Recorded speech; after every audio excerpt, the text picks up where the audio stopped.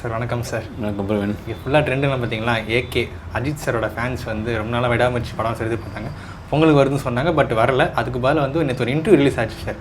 அந்த இன்டர்வியூ தான் வந்து ஃப்ரெண்ட் ஆகிட்டே இருந்துச்சு. இன்டர்வியூ பார்த்தீங்களா சார்? இன்னைக்கு கார் ரேஸ் போகிறதுக்கு முன்னாடி ஒரு நீண்ட இன்டர்வியூ ஒன்று கொடுத்தாரு.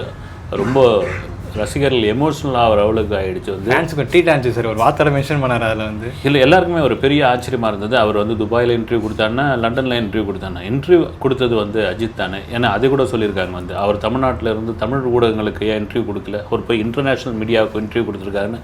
இன்னொருத்தர் வந்து அது கீழே வந்து இன்டர்நேஷ்னல் மீடியாவுக்கு தான் ஏன் வந்து கிரிஞ்சா கேள்வி கேட்க மாட்டாங்க, நீங்களாம் வந்து கிரிஞ்சா கேள்வி கேட்பீங்கன்னு இப்படியா ஒரு தகவல் ஓடிது. இதெல்லாம் மீறி கிட்டத்தட்ட அசல் படத்திற்கு பிறகு மீடியா முன்னாடி வராத அஜித் இப்போது அந்த பேசுறது அந்த கார் ரிலேட்டடாக அது சம்மந்தமாக அது அந்த கேள்வியும் கேட்குறாரு. வந்து உங்களுக்கு இவ்வளோ ஃபேன்ஸ் வந்திருக்காங்களே, இதை எப்படி பார்க்குறீங்க அப்படின்னு. அந்த துபாயில் அந்த தமிழர்கள் நிறைந்த அந்த அந்த ஆடிட்டோரியம் அப்படி நிற்குது. வந்து அதை பார்த்து எனக்கு என் மேலே வந்து அளவு கடந்த அன்பு வச்சுருக்காங்க.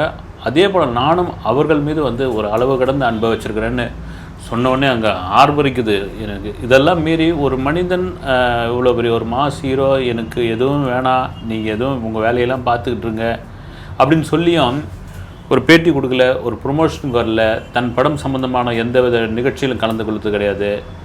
இவ்வளோ வெறித்தனமான ஒரு ரசிகர்கள், ஒரு அன்பான ரசிகர்கள் வெறித்தனத்தை தாண்டி இருக்காங்க அப்படின்னா அது அஜித்துக்கு மட்டும்தான் சாத்தியப்படும்னு எனக்கு தோணுது. வந்து தமிழ் சினிமாவில் ஒரு பக்கம் சினிமா, இன்னொரு பக்கம் கார் ரேஸ் அப்படின்ற அளவுக்கு அதுலேயும் நான் வந்து ஒரு அதுலேயும் அதாவது எப்படி நான் ரசிகர் மேலே அளவு கடந்த அன்பு இருக்குதோ, அதே மாதிரி இந்த ரேஸ் மேலேயும் எனக்கு ஒரு லவ் இருக்குதுன்னு வந்து அப்படி நிரூபிச்சுட்டு இருக்காரு. இதை நம்ம பேசுகிற நேரம் அந்த லைவில் ஓடிக்கிட்டே இருக்குது. வந்து ஆமாம் சார், நேற்று கூட 250 ஸ்பீடில் போயிருக்காங்க ஃபுல்லாக. வந்து அந்தளவுக்கு ஓட்டிருக்காரு. இன்னைக்கு கூட ஃபஸ்ட் பொசிஷனில் வந்திருக்காங்க சார் அவங்க டீம் வந்து.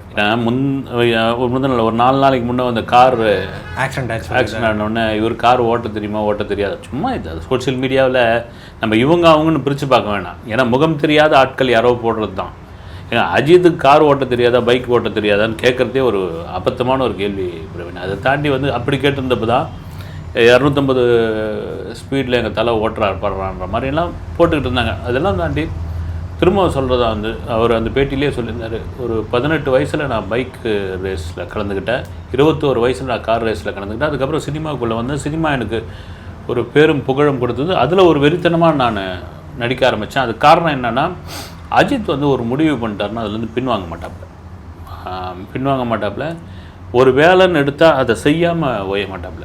அது ஒரு பெரிய அதுக்கு ஒரு கட்ஸ் வேணும். அதுக்கு என்ன காரணம்னா, அவர் ஒரு வேளை பைக் ரேஸ் ஓட்டி கார் ரேஸ் ஓட்டி சினிமாவுக்கு வராமல் இருந்தால் இன்றைக்கி ஒரு கார் ரேஸ்லேயே பைக் ரேஸ்லேயே நம்பர் 1 ஒரு வீரர் அவர் கண்டிப்பாக இருந்திருப்பார்.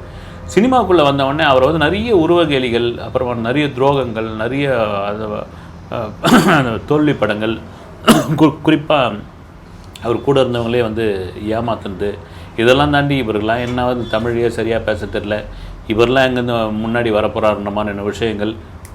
இன்னும் முக்கியமான ஒரு விஷயம், எந்தவித சினிமா பின்புலம் இல்லாமல் வந்த ஒரு நபர் அப்படின் பொழுது என்னென்ன ஒரு பூமி ஏறி வரும்போது என்னென்ன பிரச்சனைகள் வரும், அதை தாண்டி அவர் அந்த பைக் ரேஸில் கலந்துக்கிட்டு அதில் வந்து விபத்து ஏற்பட்டு அவருக்கான அந்த அறுவை சிகிச்சைலாம் செஞ்சு அந்த கஷ்டத்தோடு இருந்தபொழுது அஜித்தை இதோட வீட்டுக்கு அமுச்சு விட்ருவோம் அப்படின்ற மாதிரியான சதியெல்லாம் நடந்தது. அதெல்லாம் தாண்டி நம்ம நிற்போம் இதே சினிமாவில் நின்னாச்சு. இன்றைக்கி இவ்வளோ கோடி ரசிகர்களை பெற்றாச்சு. சரி, சினிமா ஒரு பக்கம் எல்லாத்தையும் உச்சத்தையும் பார்த்தாச்சு, நமக்கு பிடிச்சமான ஒரு இது கார் ரேஸ் அதுக்குள்ளே கிளம்புவோம் அப்படின்னா அதுக்கு இன்னொரு பக்கம் பார்த்தீங்கன்னா இவர் வந்து ஸ்கிப் பண்ணிட்டு போகிறாரு. ஒரு முழுமையான கார் ரேஸ்க்குள்ளே போகிறாரு. இனிமேல் சினிமாவில் நடிக்க மாட்டார், அங்கே செட்டில் ஆக போகிறார், இங்கே செட்டில் ஆக போகிறாருன்னு அதுக்கும் ஒரு பதில் சொல்லிட்டாரு. அக்டோபர் மாதம் வரைக்கும் என்னுடைய படங்கள் எதுவும் நடிக்க போகிறதில்ல, ஆல்ரெடி 2 படம் இருக்குது. அதோட இன்டர்வியூவில் சொல்லியிருக்காரு ஜனவரி மாதம். ஆமாம் சார், விடாமுயற்சி ஜனவரியில் வரும்னு சொல்லியிருக்காரு. ஒரு அப்படியே கொடுத்துருக்காரு. அவர் வந்து அவரே சொல்லிட்டார் வந்து சென்சார் ஆகிடுச்சு நேற்று வந்து அந்த படம் வந்து. டேட் என்னன்னு சொல்லிட்டு என்ன இது பண்ணாரு சார்? டேட் என்னன்னா, டேட் ப்ரொடக்ஷன் நிறுவனம் தான் பண்ணியாகணும். மேபி அவர் ஜனவரி ரிலீஸ்னா டேட் ஆல்ரெடி ஃபிக்ஸ் பண்ணியிருப்பாங்கன்னு எனக்கு தெரிஞ்சு 23 இல்லை 30ஆம் தேதி இருக்குன்னு நினைக்கிறேன். ஜனவரியில் படம் வந்துடும் சார். ஜனவரியில் வந்துட்டு தான் இந்த பொங்கல், இது எங்களுக்கு பொங்கல் இல்லை அதுதான் பொங்கல் ரேஞ்சில் இப்போ வெயிட் பண்ணிக்கிட்டு இருக்காங்க.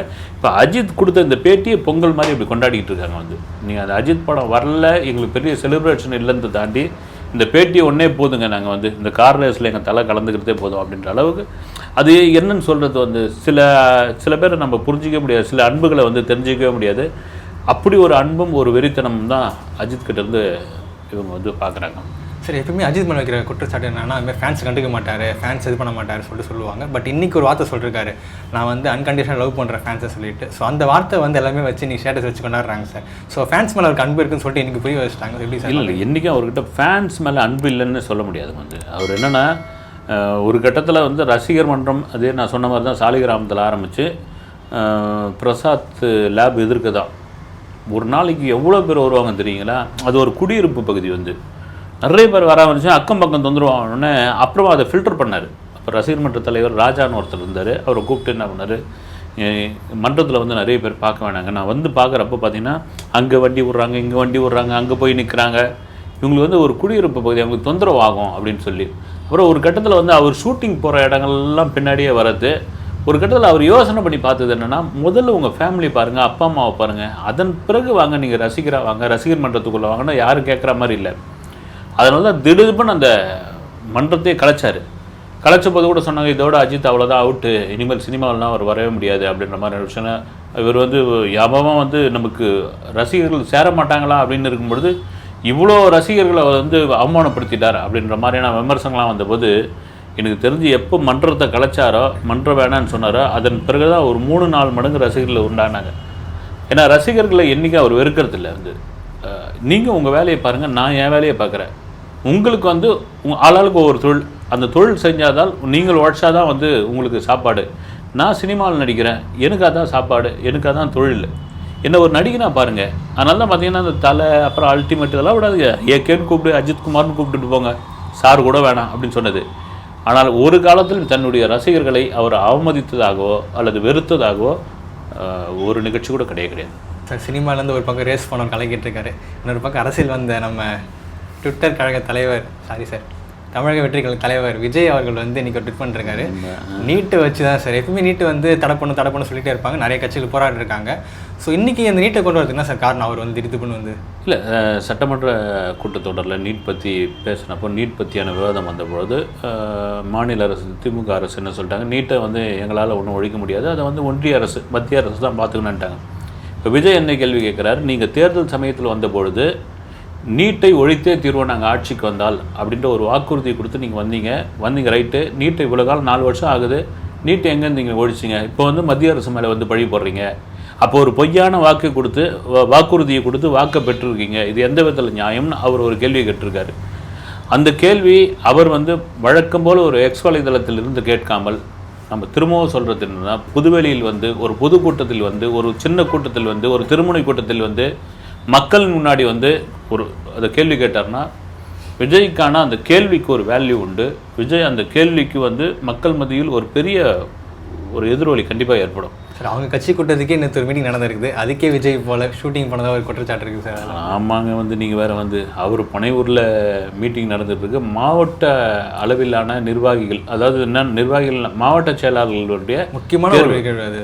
ஆக்சுவலாக வந்து இவர் ஒரு லிஸ்ட்டு ஒன்று போட்டு கொடுத்துட்டு நேற்று நடந்தது வந்து ஆக்சுவலாக இன்டர்வியூ. இந்த தேர்தல் நிற்கிறதுக்கு முன்னே வேட்பாளருக்கு ஒரு இன்டர்வியூ, நேர்முக தேர்வு நடக்கும் இல்லைங்களா, அதுமாரி ஒரு நேர்முக தேர்வு. அதில் கட்சியினுடைய தலைவர் கண்டிப்பாக இருக்கணும். நீங்கள் எலெக்ஷனுக்கு விண்ணப்பிக்கிறீங்க வேட்பாளராக அப்படின்னா உங்களுக்கு ஒரு இன்டர்வியூ வைப்பாங்க, எந்த கட்சியாக இருந்தாலும். அப்போ வந்து பெரிய கட்சியாக இருந்தாலும் கட்சி தலைவர் அதில் உட்கார முடியாது பெரும்பாலும் வந்து. அதனால் வந்து கட்சியில் முக்கிய பொறுப்பாளர், அமைச்சர்கள், அப்புறம் மாவட்ட செயலாளர்கள் இவங்களாம் உட்கார வைப்பாங்க. நீங்கள் இப்போ தான் வரும்போது கட்சி தலைவர் கண்டிப்பாக உட்காந்து ஆகணும், பொதுச் செயலாளர் என்ன தான் இருந்தால் கூட. ஆனால் அவர் புஷி ஆனந்த் என்ன சொல்கிறார், தலைவர் எங்கன்னு இவங்க கேட்டப்போ அவர் டி நகரில் ஷூட்டிங்கில் இருக்கார், நம்ம இங்கே எதுவும் பார்ப்போம்னது. இது என்ன, ஏன் விஜய் தயங்குகிறார், ஏன் புதுவெளியில் வர்றதுக்கு பயப்படுகிறாரா, அல்லது புதுவெளியில் வர்றதுக்கு அவர் என்றைக்கு நாள் குறித்து வச்சுருக்காரு. வந்தாச்சு அரசியல் களத்துக்குள்ளே. 2026 எலெக்ஷனுக்கு ரொம்ப தூரம் இல்லை, இதோ நெருங்கி வந்துடுச்சு. அவருடைய படப்பிடிப்பு ஏறக்குறைய முடிஞ்சு போச்சு. இன்னும் ஏன் அவர் ஷூட்டிங்கில் இருக்கார். வெறும் பொதுச் செயலாளர் மட்டும்தான் அந்த இன்டர்வியூ பண்ணுவாரா?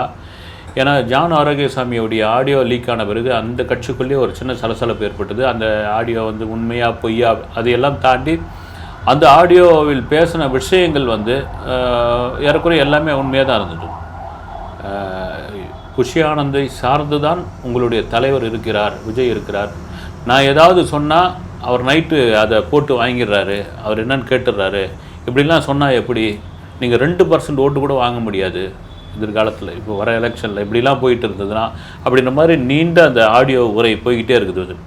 அது என்ன ஆயிடுச்சு, கட்சிக்குள்ளேயே ஒரு பெரிய சலசலப்பு உண்டாச்சு. இன்னும் கட்சிக்குள்ளே வந்து நிர்வாகிகள் வந்து கரெக்டாக இன்னும் போடலை. குறிப்பாக மாவட்ட செயலாளர்லாம் அவங்களுடைய இதுவாக இருக்குது. 2 தொகுதிக்கு ஒரு மாவட்ட செயலாளர், 234 தொகுதி, 100க்கும் மேற்பட்டவர்கள் நேற்று வந்திருந்தாங்க. நீங்கள் சொன்ன மாதிரி அந்த 100க்கும் மேற்பட்டவர்கள் வந்திருந்த அந்த மாவட்ட நிர்வாகிகள் கூட்டத்தில் நிச்சயமாக விஜய் கலந்து கொண்டு இருக்க வேண்டும். கேட்டால் எங்களுடைய கட்சி இது உட்கட்சி விஷயம், நீங்கள் எதுவும் இது பண்ணிக்காதீங்கன்னு வாங்க. ஒரு சின்ன கட்சியாக இருந்தாலுமே அவங்க ஒரு போராட்டம்னா இறங்கி நின்று வேலை பார்ப்பாங்க சார், போராட்டம் பண்ணுவாங்க. ஆனால் ஒரு பெரிய கட்சியாக இருக்குது, ஒரு 10 லட்சம் பேர் கூடி மாநாடு பண்ணிட்டார், இவ்வளோ பெருசாக இருக்காங்க. ஆனால் இறங்கி போராடுற ஒரு விஷயம் வந்து இன்னமும் வரமாட்டேங்குது சார். ஊடகங்கள் நம்ம பேசுகிறவங்க எல்லாம் யூகத்தின் அடிப்படையில் தை பிறந்தா வழி பிறகுன்னு தை பிறந்த பிறகு வருவார், அப்புறம் 26க்கு பிறகு வரப்போகிறார். பிப்ரவரி முதல் வாரத்துலேருந்து அவர் வந்து திருநெல்வேலியிலேருந்து கோயம்புத்தூர் வரைக்கும் வந்து மக்களை சந்திக்கிற ஒரு விஷயம் இருக்குது. எல்லாம் வந்து வெளியே பேச்சு வழக்கில் அளவில் தான் இருக்குதே கண்டி இன்னும் கட்சி ரீதியாக முறையான அறிவிப்பு ரீதியாக இல்லவே இல்லை. நிச்சயமாக மக்களை சந்திக்காமல் ஒரு அரசியல் பண்ணவே முடியாது வந்து. சரி, இப்போ ஒரு மாதம் முன்னாடி அம்பேத்கரை பற்றி ஒரு ஸ்டேட்மெண்ட் சொன்னே அவர் எதிர்த்து கொடுத்தாரு, எங்கள் கொள்கை தரவலை பற்றி பேசுகிறாங்க அப்படின்னு சொல்லிட்டு. பட் பெரியாரை பற்றி இப்போ ஒரு நியூஸ் போயிட்டு இருக்கு சார். சீமான் அவர் சொன்னோம், சீமானை ஏன் சார் எதிர்த்து அவர் ஒரு கேள்வி கேட்கல? இல்லை, சீமான் பேசுறது ஒரு பெரும் சர்ச்சையாக இருக்குது வந்து பெரியார் சம்மந்தமானவர். அது இந்திய அளவில் கூட வந்து ஒரு பெரிய சர்ச்சை விவாத பொருளாக சீமான் வேணும்னே பேசினாரா, அல்லது சீமான் என்ன தன்னை பற்றி ஒரு பரபரப்பாக ஏதாவது பேசணும்னு பேசுகிறாரா? ஒரு பக்கம் விஜய் மீடியாவே மீட் பண்ண மாட்டேன்றாரு. ஒரு நாளைக்கு எத்தனை மீடியா எத்தனை ப்ரெஸ் மீட் வேணாலும் வைங்க, நான் பதில் சொல்கிறதுக்கு ரெடியாருன்னு அவர் சீமான ஒரு பக்கம் இருக்கும்பொழுது நீங்கள் கரெக்டான ஒரு கேள்வி கேட்டீங்க. எங்களுடைய கொள்கை தலைவர் பெரியாரும் அம்பேத்கரும் அப்படின்னு சொல்லும்பொழுது அம்பேத்கர் பற்றி ஒரு விஷயம் அமித்ஷா பெறும்போது கொந்தளிச்சு ஒரு அறிக்கையை விட்டார், ஒரு கண்டனம் தெரிவிச்சிருந்தார். தந்தை பெரியாரை பற்றி இப்படியான ஒரு விமர்சனத்தை பேசியிருக்கிற சீமானுக்கு ஏன் ஒரு அறிக்கை கூட, ஒரு கண்டன குரல் கூட விஜய் கொடுக்கவில்லை? அது கொடுத்தா வந்து அவர் என்ன நினைக்கிறார், தாவேகா வெர்சஸ் நாம் தமிழர்ன்ற பிரச்சனையாக மாறுமான்னு அவர் நினைக்கிறார். அப்படிலாம் கட்சின்னு வந்தாச்சு, இறங்கியாச்சு அரசியல் களத்துக்குள்ளே.